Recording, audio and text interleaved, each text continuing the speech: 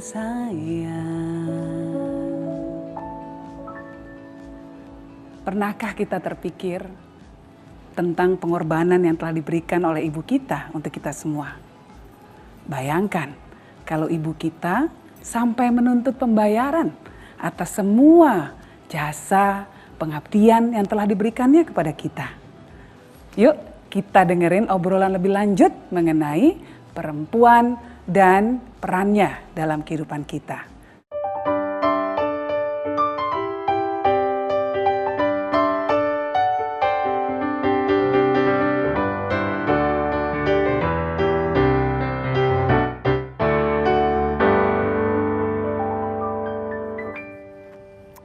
Selamat malam, apa kabar pemirsa? Semoga semuanya dalam keadaan sehat dan senang sekali kami bisa kembali menjumpai Anda.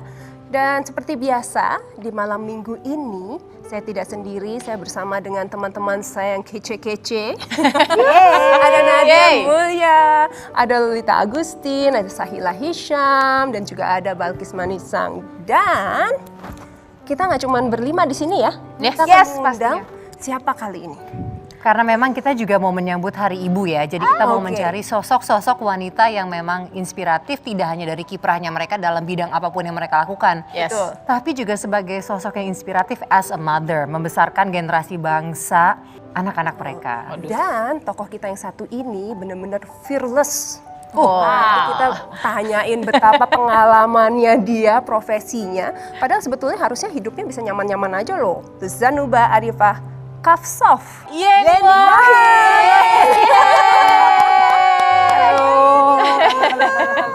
Halo Mbak. Halo Mbak Yeni. Apa kabar Mbak Yeni? Sehat ya? Tos. Aku dari jauh tuh kayak gagal fokus gitu, kayak seger pakai baju warna orange. Mengenal Mbak Yeni pastinya juga mengenal adik-adiknya juga, mengenal sang ayah juga. Mungkin bisa sedikit menceritakan juga nih. Karena kita tahu almarhum ya sebagai seorang sosok yang memang sangat luar biasa dengan pemikiran yang visioner. Tapi dari kacamata seorang daughter, apalagi kalau daddy's girl gitu ya. Pasti adalah hal-hal yang tidak bisa kita ketahui yang hanya mungkin Mbak Yeni aja bisa tahu. Oke, saya ceritain ya hal yang mungkin buat orang lain sepele banget gitu ya, buat saya bermakna. Bapak saya itu orang Jawa dan kemudian dari kalangan pesantren. Yes. Sehingga bapak saya tuh kaku kalau mengekspresikan perasaan. Nah, waktu saya kuliah di Harvard, saya tuh kepengen banget bisa bikin orang tua saya bangga. Nah, terus di sana ada perlombaan pidato di Harvard kampus. Ya. Nah, yang menang boleh pidato mewakili angkatannya. Saya pikir ini momen nih, kalau mau bikin bangga ya ini gitu kan. Akhirnya saya nekat daftar untuk bisa ikut perlombaan itu. Walaupun tahu ini kayaknya agak impossible.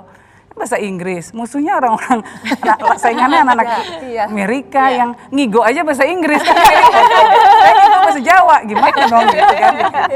Tapi saya pikir saya nekat, saya harus coba, Pokoknya saya kepengen banget pidato depan mama sama bapak. Menang. Menang, gak nyangka juga gitu menang. Akhirnya ya udah pidato depan mereka. Saya pakai kebaya, Olga. Biasanya kan kalau anak kuliah kan cuma pakai celana jeans, pakai kaos ya. Pakai kebaya dong. Indonesia banget. Kaget semua. Topiknya apa waktu itu, ingat gak Mbak? Tentang leadership.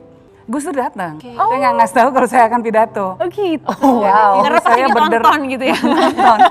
Ibu saya berderai air mata gitu waktu itu gitu. Nah, terus ya udah kan? Menang. Gus Dur tetap dong nggak ngomong apa-apa. Cool, tetap jaim. Anaknya ngomong gitu. Begitu saya balik ke Indonesia, sejagat tahu semua. Ceritain teman-temannya semua. Begitu ceritanya. Memang setiap bapak itu biasanya punya acaranya masing-masing. Iya. Karena mencintai anaknya dengan cerita ke teman-temannya, itu saking bangganya tuh pasti bisa ngerasain. Kalau Mbak Yeni termasuk yang lebih ke deket ke mama atau ke papa?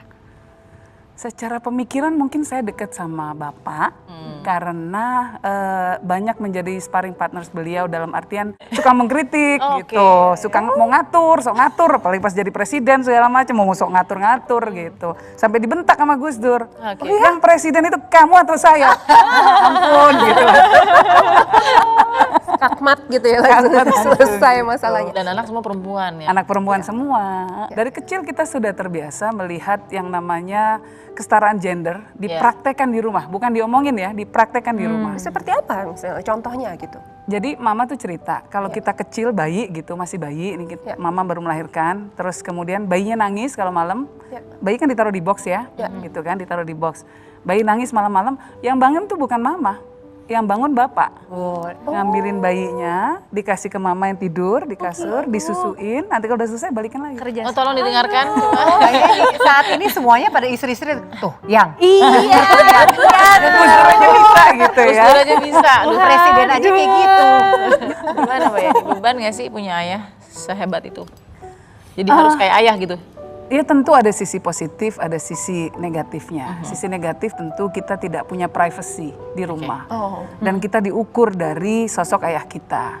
Semua hal dibanding-bandingkan sehingga kita menjadi pribadi yang selalu menjadi bayang-bayang orang lain pasti nggak enak. Ya. Di sisi lain buat saya berkahnya adalah saya beruntung pernah mengenal seorang sosok yang luar biasa.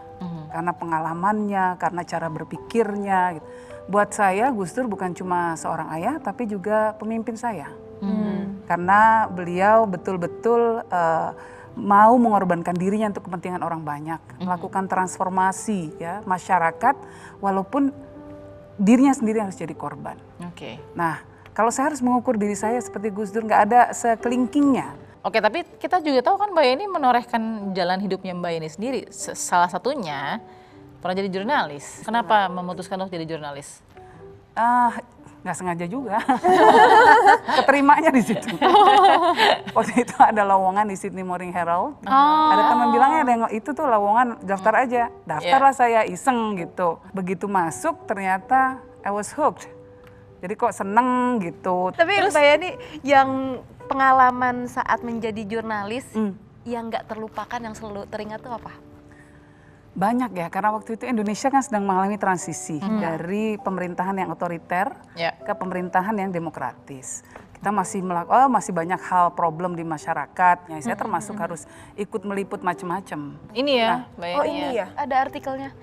Gitu. Iya zaman Todong sih data laras panjang. Gimana saat ceritanya reformasi. sih Mbak Yeni? Boleh waktu ceritain nggak itu. sih? Waktu itu reformasi, mau menjelang reformasi, dan ini peristiwa penembakan di Trisakti. Jadi saya sedang meliput di sana, demo banyak, sekali. Terus kemudian saya lagi di flyovernya. Jadi daerah situ dikelirkan, dibersihkan, harus dikelirkan. Saya pas di situ. Terus kayaknya mau diusir gitu. Dor, minggir gitu. Ampun Pak, saya wartawan. Gak peduli, minggir gitu, diginiin. Waduh. Ya udah ya lari lah. Pada saat itu karena Mbak ini kurang tantangan hidup atau gimana? Mencari tantangan. Makanya kok ngapain coba gitu ya. Oke. At the end kan you had to prove yourself Yes. sebagai seorang jurnalis kan. Dan Oh iya. Mbak Yani juga menjadi jurnalis di momen-momen yang memang sangat krusial Banyak di konflik Indonesia. Pada ya. saat itu tahun 97, 98, 99 lagi ada referendum Timur-Timur dan sebagainya. Nah itu kan waktu itu masih dengan Sydney Herald kan? Masih. Ada konflik kepentingan nggak terutama dengan Timur-Timur? Ya tentu, buat saya yang paling berat adalah ketika menyaksikan bagaimana kita pada waktu itu mishandling the situation. Pelanggaran HAM yang terjadi dan kemudian membuat Indonesia menjadi tertuduh berat gitu ya. Di lapangan itu memang banyak sekali pelanggaran-pelanggaran HAM yang terjadi. Akhirnya stop jadi jurnalis karena itu? Enggak. Tidak sampai di situ. Jadi kenapa Mbak Yani? Saya stop jadi jurnalis karena Gus Dur jadi presiden. Ya kan nggak mungkin juga, sudah nggak mungkin. Saya mau ngelapor juga dianggap pasti bias. Nah gimana tuh momennya, perasaannya ketika pertama kali masuk ke istana, tinggal di situ? Masuk istana, jadi ini ada orang yang tidak paham. Istana dipikir ini bangunan yang begitu megah, mewah dan lain sebagainya ya. Istana itu banyak banget nyamuknya. Serius? Iya, super dingin karena AC-nya AC sentral. Nyamuknya banyak banget. dan banyak hantunya. Sahila tutup kuping. Jadi itu ceritanya bener, aku pernah baca katanya ceritanya sering digangguin gitu. Iya. Digangguinnya gimana sih Ya Mbak? kalau misalnya lampu mati nyala itu biasa. Hantunya. Terus kalau adik saya si Inat suka digangguin, kayak ada jam suka bunyi dong dong. Jam berapapun, pokoknya dia liwat pasti itu. Karena kita juga pernah mendapatkan suatu cerita bahwa Gus Dur sendiri mengatakan kita harus bertoleransi bahkan dengan yang tidak bisa kita lihat. Itu beneran Bapak Gus Dur itu mengucap hal kursinya suka digini-gini nama. astaga. Bayangin. Terus gimana? Terus Gitu doang. santai banget. Ya udah terus berhenti.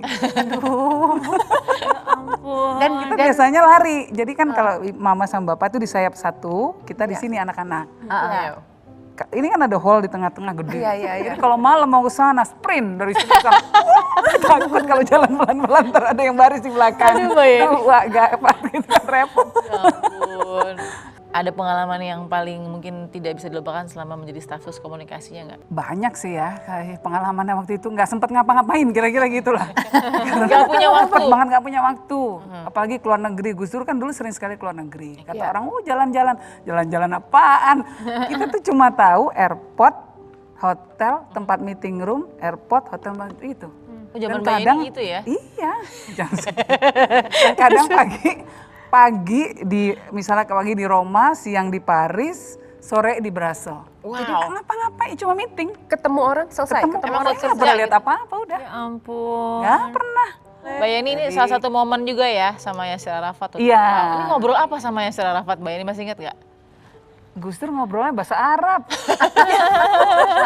Saya Oh, cuma Mbak Yeni. amin-amin aja. kalau Bapak dulu ada permintaan khusus nggak dari Mbak Yeni? Mungkin saya yang paling rajin beliin audiobook.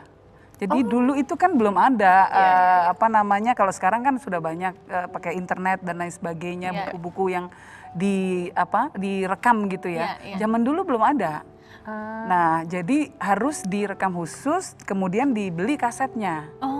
Nah, saya biasanya kalau keluar negeri tuh selalu setengah koper khusus untuk audiobook buat Bapak. Wow. Mbak Yeni sendiri sebagai seorang perempuan juga punya banyak sekali peran. Jadi aktivis iya, direkturnya Wahid Institute iya, jadi istri iya, bahkan jadi ibu 3 orang anak juga iya. Wow. Itu gimana bagi waktunya? Aku ngebayangin aja di darah tinggi nih, darahnya naik gitu kan. Nanti kita akan ngobrol lagi dengan Mbak Yeni, jangan kemana-mana, tetap di Saatnya Perempuan Bicara. Iya.